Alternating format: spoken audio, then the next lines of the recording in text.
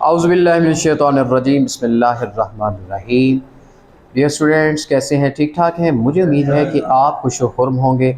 और आज का जो टॉपिक है वो चैप्टर नंबर 4 के हवाले से है। MCQs हम करेंगे। चैप्टर नंबर 4 के जितने भी क्वेश्चंस हैं वो हम पिछले लेक्चर्स में कर चुके हैं, लेकिन आज हम करेंगे क्या? MCQs। और जो पहला MCQs है वो ज़रा देखिए क्या है। मल्टीपल चॉइस क्वेश्चंस हैं। 4 possible answers are given for the following questions. Tick the correct answer. The identity 5x plus 4 का whole square is equal to, अब देखें यहाँ पर ये एक स्क्वायर खुला हुआ है। क्या खुला हुआ है? 5x plus 4 और इसके ऊपर क्या है? स्क्वायर। अब देखिए अगर आप इसका स्क्वायर ओपन करेंगे, आपका a है, ये आपका b है, तो a का स्क्वायर क्या होगा? 5x square plus 2ab, 5x into b and plus b का स्क्वायर क्या है? 4 स्क्वायर। अगर आप इसको सॉल्व करते हो तो 5 का स्क्वायर कितना होता है? 25x square, 2 5s are 10, 10 4s are 40x और 4 का स्क्वायर क्या होता है? 16। तो डियर स्टूडेंट्स, ये है एक फार्मूला जिसे हम कहते हैं स्क्वेयरिंग फार्मूला। और ये है क्या? दिस इज़ ट्रू फॉर, देखिए यहाँ पर x की वैल्यू कुछ भी आप पुट करें, ये फार्मूला आपका सही तौर पे साबित हो जाएगा। मिसाल के तौर पर आप x की वैल्यू 1 अगर पुट करते हो, यहाँ पर भी अगर 1 पुट करते हो तो क्या आता है बेटे? 5 1s are 5 प्लस 4 9, 9 का स्क्वायर 81, क्या आता है? 81। अगर मैं यही x की वैल्यू बेटे इस तरह पुट करता हूँ, तवज्जो करना, ये आपका 1 है, 1 का स्क्वायर 1, 25 को 1 से मल्टीप्लाई किया तो 25 आया बेटे, 40 को 1 से मल्टीप्लाई किया तो कितना आता है? 40। 25 और 40 कितना हो गया? 65। 65 और 16 कितना हो? वही 81। इसका मतलब मैं अगर x की वैल्यू 1 इस तरफ भी पुट करता हूँ, इस तरफ भी पुट करता हूँ, तो दोनों आपस में ट्रू हो जाते हैं, इक्वल हो जाते हैं। आप x की वैल्यू बदल भी सकते हो यार, x की वैल्यू आप 2 ले सकते हो, 3 ले सकते हो, कुछ भी x की वैल्यू यहाँ पर ली जा सकती है। लेकिन अगर आप x की वैल्यू को इस साइड पे भी पुट करोगे, इस साइड पे भी पुट करोगे, तो दोनों इक्वल साबित होंगे। जब इक्वल साबित होंगे हम इसे कहते हैं true for x। This is true, ये सच्चा है x की हर वैल्यू के लिए, हाँ वो x की वैल्यू 1 हो, 2 हो, 3 हो, कुछ भी हो। तो यहाँ पर इसका आंसर आपने क्या देना है? This is true for 1 value of x। No यार, 1 वैल्यू नहीं, मैंने बोला कि x की हर वैल्यू के लिए। अच्छा, फिर कहता है 2 वैल्यूज़ के लिए। क्या ये ऑल वैल्यूज़ के लिए? क्या ये none of this? All values. अब आपने कहना है for all x belongs to r। r क्या? Real number. r x कोई भी रियल नंबर हो, आप इसमें पुट करें, दोनों साइड्स क्या आ जाएंगी? बराबर आ जाएंगी। हम इसे क्या बोलेंगे? This is identity. This is called identity. क्या होता है? फार्मूला। और वो फार्मूला क्या होता है? x की हर वैल्यू के लिए ट्रू होता है। तो चलते हैं यहाँ पर हम किस पे टिक करेंगे? For all values of x। अब हम चलते हैं नेक्स्ट क्वेश्चन की जानिब। हमारा सेकेंड MCQs क्या है? सेकेंड MCQs है a function nx over dx where dx is not equal to 0, nx and dx polynomial ns is called an identity, an equation, a fraction, none of these। मैंने आपको बताया था कि nx over dx का मतलब क्या है? दिस इज क्या है? ये हमारे पास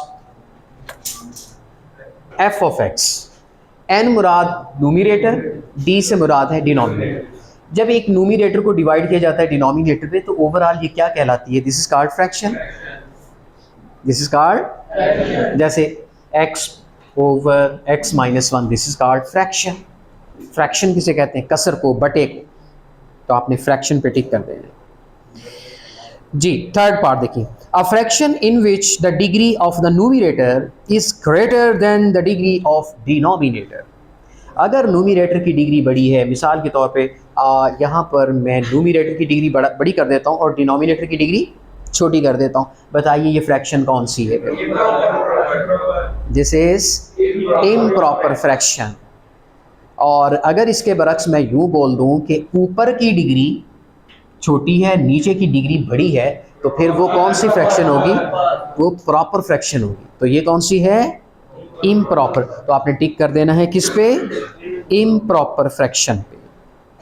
जी चौथे नंबर का एमसीक्यूज देखिए, a fraction in which the degree of numerator, देखिए वही बात आ गई कि न्यूमिरेटर की अगर डिग्री छोटी हो, लेस हो, ये देखें न्यूमिरेटर की अब लेस कर देते हैं, डिनोमिनेटर की अब बढ़ा देते हैं, तो then fraction will be proper.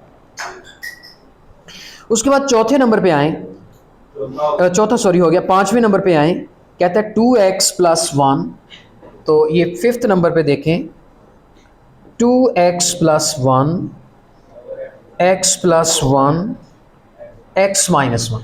Dear students यहाँ x की पावर कितनी है? 1। बेटे ये भी 1 पावर है, ये भी 1 पावर है, जब इनको मल्टीप्लाई करेंगे x स्क्वायर हो जाएगा। बताएं न्यूमिरेटर बड़ा हो गया डिनोमिनेटर से, न्यूमिरेटर की डिग्री बड़ी हो जाएगी, तो इसका मतलब फिर प्रॉपर फ्रैक्शन पे टिक कर दें। छठे नंबर पे देखें, x प्लस 3 का स्क्वायर, वही चीज़ आगे बेटे, ये आपका एक स्क्वायर का फार्मूला लगा हुआ है और ये हम आपके पास क्या है? This is called an identity. सातवें नंबर पे देखें, ऊपर x क्यूब है, नीचे x को x से मल्टीप्लाई करेंगे, ये देखें ऊपर x क्यूब है, नीचे x minus 1, x plus 2। Dear students ऊपर पावर 3 है, नीचे x, जब इस x से मल्टीप्लाई होगा तो x मैक्सिमम कितना हो जाएगा?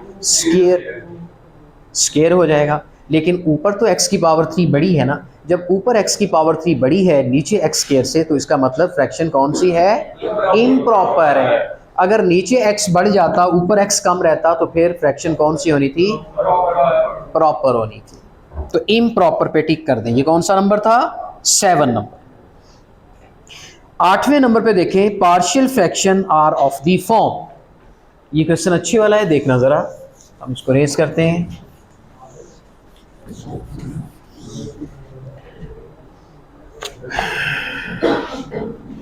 एट्थ नंबर पे है x माइनस 2, x माइनस 1। आपने इसको कैसे एक्सपेंड करना है? आपने सॉल्व नहीं करना, आपने पहला स्टेप करके दिखाना है कि ये कौन सी फॉर्म है। इसे कहते हैं नॉन रिपीटेड लीनियर फैक्टर्स। तो क्या आना है? a के नीचे पहला फैक्टर, b के नीचे दूसरा factor. This is required answer. Keep silent please. नहीं, मैं, ये कौन सा क्वेश्चन है?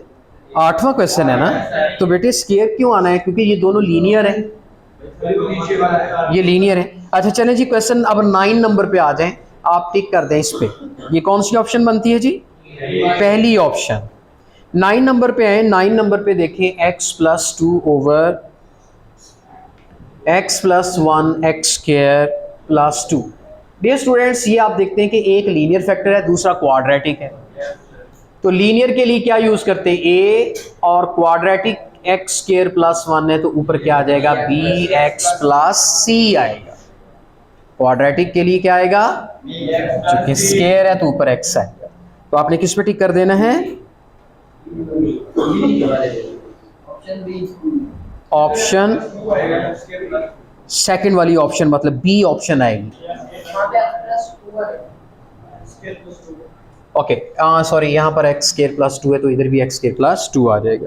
उसके बाद 9वें नंबर पे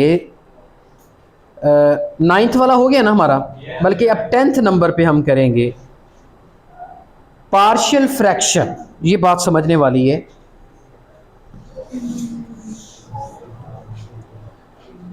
टेंथ नंबर पे एमसीक्यूज देखें, कहता है ऊपर x स्क्वायर प्लस 1 है, नीचे क्या है? x plus 1 into x minus 1। Dear students मैंने आपको बताया था कि जब ऊपर फ्रैक्शन का न्यूमिनेटर और डिनोमिनेटर पे गौर किया जाता है, सबसे पहले ये देखा जाता है कि क्या फ्रैक्शन प्रॉपर है या के है इम्प्रॉपर। तो ये जानने के लिए हम क्या करते हैं? हम x की ऊपर डिग्री देखते हैं, नीचे x की डिग्री देखते हैं। अगर तो x की डिग्री ऊपर वाली छोटी हो और नीचे वाली बड़ी हो तो फ्रैक्शन कौन सी है? प्रॉपर। और अगर ऊपर वाली डिग्री बड़ी हो, नीचे वाली छोटी हो, इम्प्रॉपर। और अगर ऊपर वाली और नीचे वाली दोनों की डिग्री सेम हो तब भी वो क्या है, इम्प्रॉपर। अब यहाँ पर जब x x से मल्टीप्लाई होगा तो क्या आएगा, x स्क्वायर, ऊपर भी x स्क्वायर है नीचे भी x स्क्वायर है, इसका मतलब फ्रैक्शन क्या है, इम्प्रॉपर। तो फिर क्या करेंगे, सबसे पहले उसको बनाएंगे प्रॉपर, और प्रॉपर बनाने के लिए क्या करेंगे, डिवीजन। और जब डिवीजन करते हैं तो समथिंग कुछ होल में आ जाता है होल में। Is it clear? मसलन 6 है ना, इसको 5 पे डिवाइड करते हैं तो 5 1s आर 1, ये जो 1 है ये होल में आ जाता है, ये 1 ऊपर आ जाता है, ये 5 मिक्स्ड फ्रैक्शन, क्या कहते हैं इसे, मिक्स्ड फ्रैक्शन आ जाती है। अब इसके ऑप्शन 4 हैं, चारों ऑप्शन पे गौर करें ज़रा। ये स्टूडेंट्स पहली ऑप्शन तो इसकी हो नहीं सकती चूँकि वो प्रॉपर नहीं बनी हुई, उसमें मिक्स्ड यानी एक होल नहीं आ रहा, कम से कम कुछ होल तो होना चाहिए ना, नहीं समझे? जैसे 1 होल आ रहा है इसमें, अब इसमें भी होल नहीं आएगा, क्यों? चूँकि इसको प्रॉपर ही नहीं बनाया। लेकिन इसके बरक्स अगर यहाँ पे हैं तो होल तो आएगा। जब हम ऊपर वाली रकम नीचे वाली रकम पे डिवाइड करेंगे तो कुछ समथिंग होल में आएगा। देखिए पहली ऑप्शन तो हो नहीं सकती। अच्छा सेकंड पे ज़रा, सेकंड हो सकती है, उसमें 1 आ रहा है, 1 प्लस आ रहा है, एक सेकंड। अब सी भी हो सकती है, उसमें भी 1 प्लस आ रहा है। अच्छा कौन नहीं हो सकती, डी नहीं हो सकती। ए और डी को निकाल दीजिए, बाकी बचती हैं 2। तवज्जो है, बाकी बचती हैं 2। अच्छा कौन कौन सी बच रही है, एक बी बच रही है। बी ऑप्शन पे देखें, बी ऑप्शन पे देखें, एक गलती है बी ऑप्शन में। गलती क्या है, जब बी एक्स प्लस सी लिखा हुआ है उसके नीचे फ्रैक्शन क्या है, न्यूमिनेटर क्या है, लीनियर है। लीनियर के ऊपर बी एक्स प्लस सी तो आ ही नहीं सकता। Is it clear? लीनियर अगर हो, अगर क्वाड्रेटिक हो फिर बी एक्स प्लस सी आएगा। अगर एक्स स्क्वायर की बजाय अकेला एक्स आएगा तो ऊपर ए आएगा या अकेला बी आएगा। बी एक्स प्लस सी कब आएगा, जब नीचे फैक्टर कौन सा हो, क्वाड्रेटिक। इसका मतलब ये तो मिस्टेक है, ये जो बी वाली ऑप्शन है ये गलत है। अब मेरे पास क्या बच रही है, सी, ओनली सी इज लेफ्ट। तो क्या है, 1 प्लस, अब अगला फैक्टर क्या है, x प्लस 1, अगला क्या है, x माइनस 1। तो फिर पहले में a आएगा, दूसरे में b आएगा। इस वाली शेप पे आपने टिक कर देना, ये ऑप्शन आपकी करेक्ट है। Is it clear? तो इस तरीके से मुझे उम्मीद है कि आप MCQs जो हैं वो समझते हुए, यूं ही नहीं कि आपने एक की किताब पकड़ी और दूसरे के टिक लगा दिए, आपने इनको समझना है, इनके कॉन्सेप्ट क्लियर करके फिर आपने टिक लगाने हैं। और मुझे उम्मीद है कि आप जितने भी MCQs हैं वो समझ चुके होंगे। और आगे चूँकि आपके छोटे शॉर्ट क्वेश्चंस हैं, डिफाइन रैशनल फ्रैक्शन क्या होता है, आपने इसकी डेफिनेशन लिखनी है, वो आपको मैं बता देता हूँ बुक से ही। शुरू में आइए, यहाँ पर देखें, fraction, rational fraction, proper fraction, improper fraction. ये पेज नंबर 76 पे आइए, पार्शियल फ्रैक्शन, ठीक है, उसकी डेफिनेशन है। ये आपने इसी पे हाईलाइट कर देनी है और इसी पे याद करनी है आपने बुक से ही। तो ये अहम डेफिनेशंस हैं, ज़रा नोट कर लें। पेज नंबर 83 पर क्वेश्चन नंबर 2 में ये अहम डेफिनेशंस हैं। पहली डेफिनेशन है, define a rational fraction, what is a proper fraction, what is an improper fraction and what are the partial fractions। ये 4 definitions इस पूरे चैप्टर के लिए काफ़ी होंगी, ये आपने याद कर लेनी है। बल्कि कुछ आपको समरी में भी मिल जाएंगी। समरी में अच्छी डेफिनेशंस बता रहा हूँ आपको। Fraction, rational fraction, proper fraction, improper fraction, partial fraction, वही नीचे पार्शियल फ्रैक्शन के 4 केसेस भी दिए होंगे। मैंने 4 केस पढ़ाए थे, आप ज़रा समरी में आइए। समरी में पार्शियल फ्रैक्शन के 4 केसेस हैं। When denominator consist non repeated linear factor, when dx consist repeated linear factor, when dx consist of non repeated irreducible quadratic factor, और चौथे नंबर पे थी dx consist of repeated irreducible quadratic factor. यानी ये question है कि कितनी decomposition of resolution of decomposition of resultant fraction उसके कितने वेज हैं, कितनी टाइप्स हैं। बिल्कुल यूं भी क्वेश्चन आ सकता है, हाउ मेनी टाइप्स है to resolve any fraction into partial fraction, so you have to write the types। वो चारों टाइप्स आपने लिख देनी है, 4.1 वाली, 4.2 वाली, 4.3 वाली और 4.4 वाली। तो डियर स्टूडेंट्स, मुझे उम्मीद है कि आज का लेक्चर आपको मज़ेदार लगा होगा, इस उम्मीद के साथ कि हम चलेंगे नेक्स्ट लेक्चर की तरफ। हमारे साथ साथ रहिएगा, तब तक के लिए इजाज़त, अल्लाह हाफिज़।